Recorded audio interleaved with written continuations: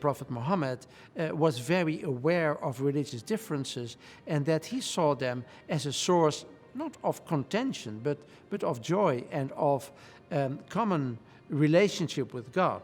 For instance, there is a source that talks about a funeral passing by, and Muhammad stood up and paid his reverence, and then some of his companions said, well, you don't need to do that, Prophet, because he's a Jew. They have their own revelations, they have their own laws, and the Muslims have theirs. So from very early on in Islam, you have this realization that the people of the book, the Christians and the Jews in particular, not only have their own revelations and own laws and own religion, but the Muslims have to respect that.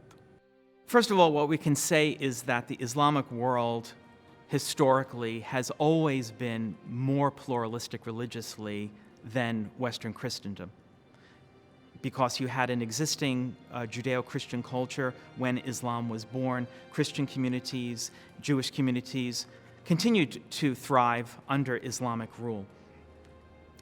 What's foundational for Islam from the perspective of the Quran, in terms of religion, is a statement that comes from the second surah of the Quran.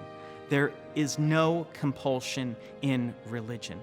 That is, the Quran recognizes that you cannot impose faith on another person.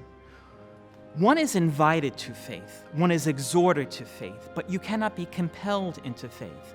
So the Prophet Muhammad said, I am the advocate of the religious minority on the Day of Judgment. Meaning, if anyone violated the rights of a religious minority within a Muslim majority land, the Prophet said, I will be their protector and their advocate on the Day of Judgment against the people that persecuted against them.